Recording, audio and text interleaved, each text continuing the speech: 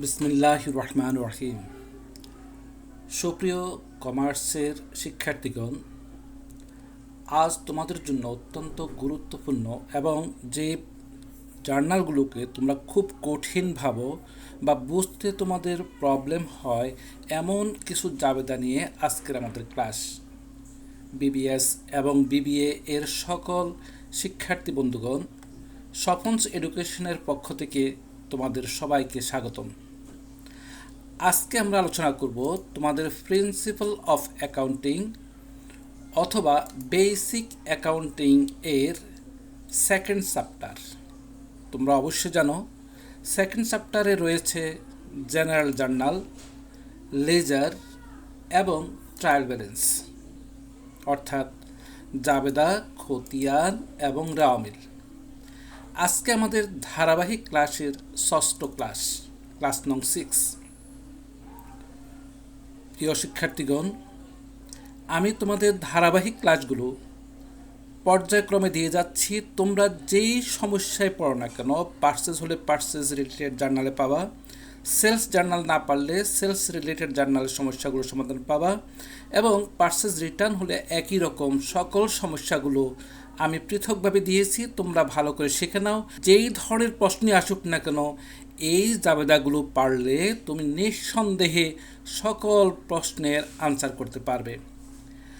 আজকে আমরা যে শিখব সেটা হচ্ছে জেনারেল জার্নালের ড্রয়িং রিলেটেড সকল জার্নালগুলো আমরা মাত্র একটি সহজ কৌশলের মাধ্যমে তোমাদেরকে শেখাতে চেষ্টা করব। তোমরা নিঃসন্দেহে থাকো, আমি যে কৌশলগুলো দিচ্ছি তোমরা কৌশলগুলো বুঝতে চেষ্টা করো। আশা করি সকল সমস্যাগুলো সমাধান করতে পারবে। আমরা জানি জার্নাল করতে হলে আমাদেরকে ডেটর্স বা গ্রহীতা অথবা সুবিধা গ্রহণকারী অবশ্যই নির্ণয় করতে হয়, আর ক্রেডিটর্স মানে হলো দাতা বা সুবিধা প্রদানকারী অবশ্যই নির্ণয় করতেই হবে। কেননা জাবেদা মানেই হলো double entry system of book keeping, অর্থাৎ দুতরফা দাখিলা পদ্ধতিতে আমাদেরকে হিসাব নিকাশ করতে হয়। তবে আজকে আমাদের আলোচ্য বিষয় হচ্ছে ড্রয়িং মানে কি? উত্তোলন। তো এই উত্তোলন বোঝার স্বার্থে তোমাদেরকে অবশ্যই ক্যাপিটাল কি বা মূলধন কি সেটা একটু জানা প্রয়োজন। এই বিষয়ে আমাদের ক্লাস নং 5-এ বিস্তারিত বলা আছে, তথাপিও আমি সংক্ষেপে একটু বলছি। ব্যবসায় মালিক কর্তৃক বিনিয়োজিত অর্থ, অর্থাৎ মালিক যে ব্যবসা পরিচালনার জন্য অর্থ দিয়ে থাকে সেই অর্থকে ক্যাপিটাল বলা হয়। আর মালিক যদি তার ব্যক্তিগত কোনো কারণে বা ব্যক্তিগত কোনো প্রয়োজনে ওই টাকাটা ব্যবসা থেকে তুলে নিয়ে যায় তখনই সেটাকে ড্রয়িং বলা হয়। তাহলে কোনো কারণে যদি মালিক কারবার থেকে টাকা, নগদ অর্থ, ব্যাংক থেকে অথবা পণ্য তুলে নিয়ে যায় সেটাকেই সাধারণত ড্রয়িং বলা হয়। আর ড্রয়িং যখন হবে তখন সব সময় মনে রাখতে হবে মালিকের মূলধনের পরিমাণ হ্রাস পায়। ধরে নিচ্ছি একজন মালিক আমাদের ব্যবসায়ে 1,00,000 টাকার নগদ বিনিয়োগ করেছে। এখন এই সারা বছরের মধ্যে অথবা যেই কোনো সময় তার 10,000 টাকা প্রয়োজন হয়েছে, এই টাকাটা সে ব্যবসা থেকে তুলে নিয়ে গেছে। এখন যদি তুলে নিয়ে যায়, আমরা একজন ব্যবসায়ীর হিসাব রক্ষক হিসাবে, ম্যানেজার হিসাবে বা ব্যবসা পরিচালনাকারী ব্যক্তি হিসাবে তার মূলধনের পরিমাণ, কার মূলধন অর্থাৎ মালিক যে অর্থ বিনিয়োগ করেছিল ক্যাপিটাল, সেই ক্যাপিটালের পরিমাণ এখান থেকে লেস করে দিব, কেননা যেহেতু সে টাকাটা এখান থেকে তুলে নিয়ে গেছে। তাহলে ড্রয়িং রিলেটেড অল জার্নালগুলো শিখতে আমরা মাত্র একটি টেকনিক শিখব, এবং সহজ একটি টেকনিক, যে টেকনিকটা তোমরা যে কেউ সায়েন্স থেকে আসছো, আর্টস থেকে আসছো বা কমার্সে আছো, মাত্র এই টেকনিকটা জানলেই আমরা ড্রয়িং রিলেটেড সকল জার্নালগুলো পারব। এখন প্রশ্ন হলো সে টেকনিকটা কি? সেই টেকনিকটা হলো, যখন ড্রয়িং দেখবা যে তুমি তোমার ট্রানজ্যাকশনের মধ্যে ড্রয়িং বা উত্তোলন নিয়ে কোনো এন্ট্রি তুমি পেয়েছো, অবশ্যই সেই ক্ষেত্রে তোমাকে ড্রয়িং অ্যাকাউন্ট ডেবিট লিখতে হবে। তাহলে ডেবিট কি হবে?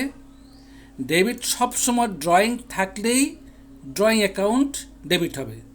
ট্রানজ্যাকশনে ড্রয়িং থাকলে ড্রয়িং অ্যাকাউন্ট সব সময় ডেবিট আমাদেরকে করতেই হবে। যদি আমরা এই ড্রয়িংটা পেয়ে যাই, অর্থাৎ ডেবিট পেয়ে যাই, আর ক্রেডিট কি হবে সেটা আমাদেরকে জটিলতায় পড়তে হবে না। যদি ওই মালিক, প্রোপাইটর, ওনার্স আমাদের থেকে ক্যাশ টাকা তুলে নিয়ে যায়, তাহলে ক্যাশ অ্যাকাউন্ট ক্রেডিট হবে। আমাদের কোনো টাকা যদি ব্যাংকে জমা থাকে, ব্যবসায়ের টাকা, ওই ব্যবসায়ের টাকা মালিক যদি ব্যাংক থেকে তুলে নিয়ে যায়, তাহলে ব্যাংক অ্যাকাউন্টকে সবসময় আমরা ক্রেডিট লিখব। ব্যবসা থেকে কখনো মালিক তার ব্যক্তিগত প্রয়োজনে গুডস বা পণ্য তুলে নিয়ে যায়, ড্রয়িং করে, এই ক্ষেত্রে আমরা সবসময় পারচেজ অ্যাকাউন্ট ক্রেডিট লিখব। আর মালিক যদি ক্রয় মূল্যে কোনো পণ্য তুলে নিয়ে যায়, অর্থাৎ প্রশ্নে বলা থাকবে যে পারচেজ ভ্যালু অথবা সেলস ভ্যালুতে তিনি ড্রয়িং করেছেন, এই ক্ষেত্রে পারচেজ ভ্যালুতে যদি পণ্য তুলে নিয়ে যায়, সব সময় পারচেজ অ্যাকাউন্টকে আমরা ক্রেডিট লিখব। সেলস ভ্যালুতে যদি কোনো পণ্য তুলে নিয়ে যায়, তাহলে সব সময় আমরা সেলস অ্যাকাউন্ট ক্রেডিট লিখব। এখন এই যে ট্রানজ্যাকশনগুলো, তাছাড়া আরও অনেক উপায়ে মালিক ব্যবসা থেকে নগদ টাকা ড্রয়িং করতে পারে। তো এখন এই ধরনের ড্রয়িং যদি মালিক করে থাকে, এই কার্যক্রম সকল ট্রানজ্যাকশনগুলো কী ধরনের হতে পারে, আমি তোমাদেরকে বেশ কিছু প্র্যাকটিক্যাল ট্রানজ্যাকশন করিয়ে আশা করি শেখাবো। আর তোমরা এই ট্রানজ্যাকশনগুলো বুঝতে পারলেই নিঃসন্দেহে মনে করো সকল সমস্যাগুলোর সমাধান তোমরা করতে পারবে। আমি তোমাদেরকে বলেছিলাম ড্রয়িং হলেই সবসময় ডেবিট ড্রয়িং হয়। আমরা আজকে ড্রয়িং রিলেটেড সকল জার্নালগুলো করছি, তোমরা একটু দেখে নাও। প্রত্যেকটা জার্নালে ড্রয়িং ডেবিট হয়ে গেছে। ড্রয়িং অ্যাকাউন্ট ডেবিট, এখানে দেখো ড্রয়িং অ্যাকাউন্ট ডেবিট, এখানে দেখো ড্রয়িং অ্যাকাউন্ট ডেবিট, এখানে দেখো ড্রয়িং অ্যাকাউন্ট ডেবিট। প্রত্যেকটা জার্নালে, অর্থাৎ ড্রয়িং থাকলে ড্রয়িং অ্যাকাউন্ট সবসময় ডেবিট হবে। তোমরা দেখো প্রত্যেকটাতে ড্রয়িং অ্যাকাউন্ট ডেবিট। আমি তোমাদেরকে সংক্ষেপে যে কথাটা বলছি সেটা হলো, যদি কোনো কারণে ব্যবসা থেকে মালিক বা ওনার্স যদি উত্তোলন করে, অর্থাৎ পণ্য হোক, নগদ হোক, ক্যাশ হোক, জীবন বিমা প্রিমিয়াম বাবদ হোক, আয়কর হোক, যেই ক্ষেত্রেই হোক না কেন, অন্য কোনো এন্ট্রিও ডেবিট আর হবে না। এখন আসো আমরা সরাসরি বেশ কিছু জার্নাল করতে চেষ্টা করি, এবং তোমরা আমার সাথে প্র্যাকটিস করো এবং চেষ্টা করো আমি বলার আগে তোমরা সমাধানগুলো করতে পারো কিনা।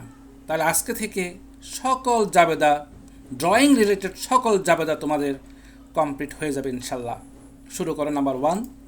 নাম্বার ওয়ান হলো cash withdrawal from business for personal purpose is টাকা 3000। দেখো, তোমাদের বোঝার স্বার্থে আমি বাংলা অর্থসহ, সংক্ষেপে অর্থসহ আমি এখানে দিয়ে দিয়েছি, তথাপি আমি তোমাদেরকে হেল্প করছি। ব্যক্তিগত প্রয়োজনে কারবার হতে নগদ উত্তোলন করেছে 3000।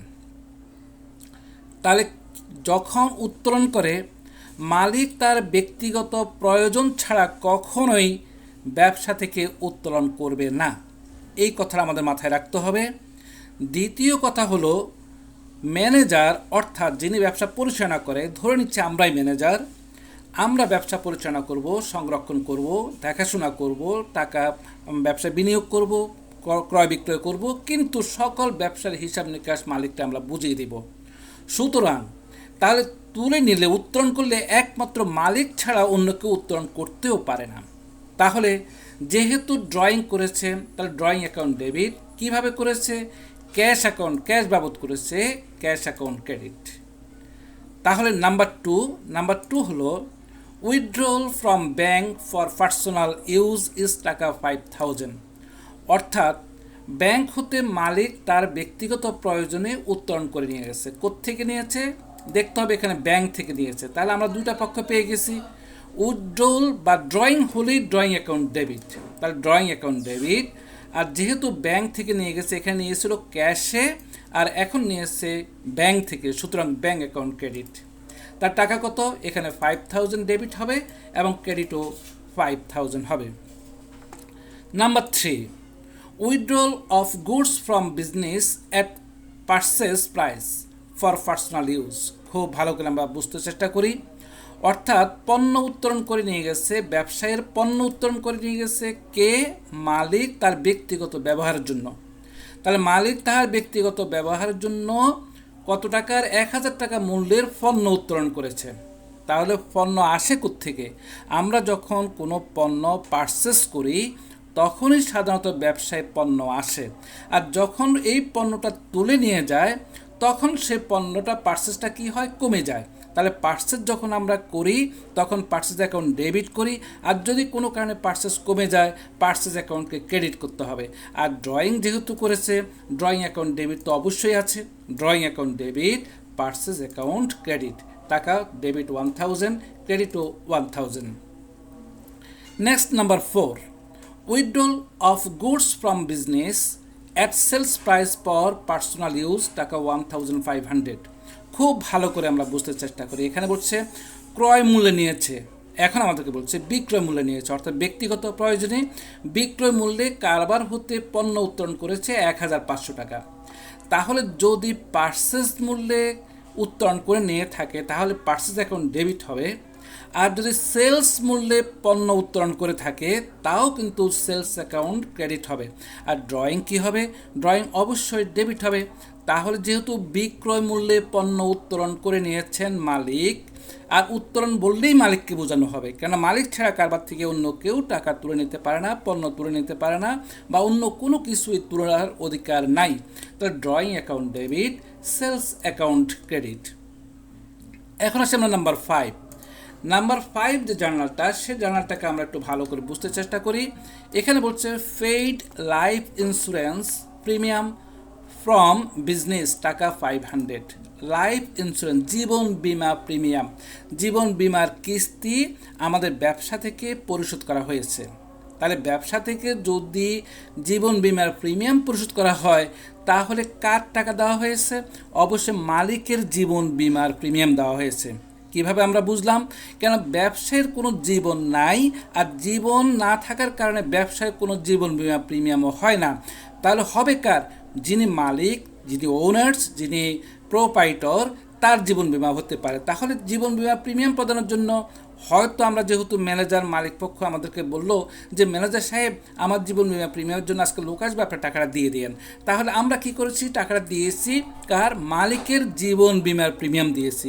তাহলে আমাদের থেকে কি গিয়েছে? নগদ টাকা চলে গেছে। আর ড্রয়িং থাকলে অবশ্যই এটা ওয়ান কাইন্ড অফ ড্রয়িং।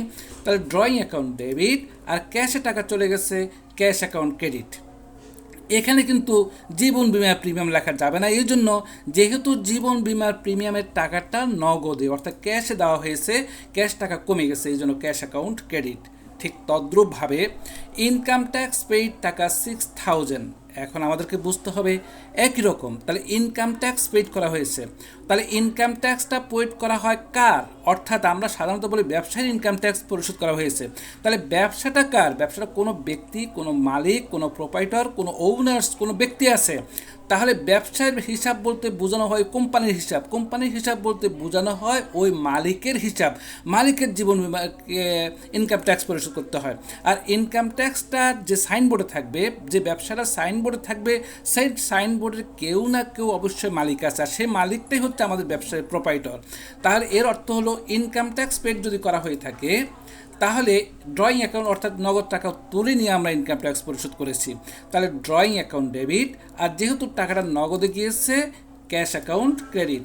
টাকা 6000, ডেবিটও 6000 হবে, ক্রেডিটও 6000 হবে।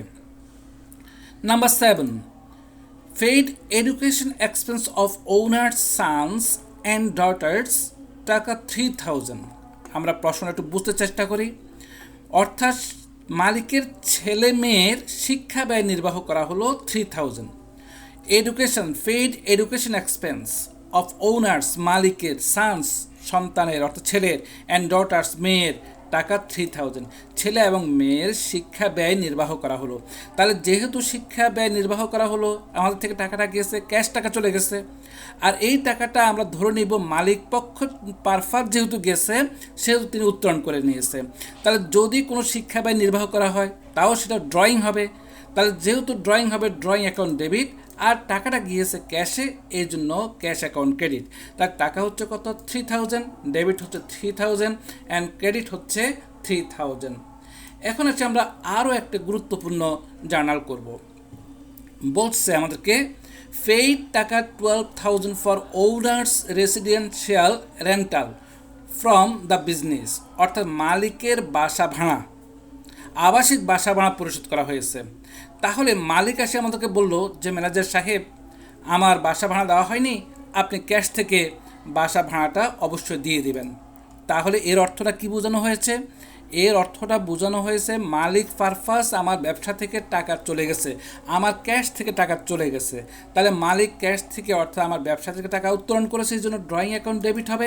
আর যেহেতু বাসা ভাড়া গেছে, বাসা ভাড়া আমরা হিসাব করব না, সেটা তার ব্যক্তিগত বাসা ভাড়া, সুতরাং আমাদের ব্যবসায়ের কোনো বাসা ভাড়া নাই, আমরা দিয়েছি নগদ টাকা, আমরা ধরে নিব নগদ টাকা পারপাস।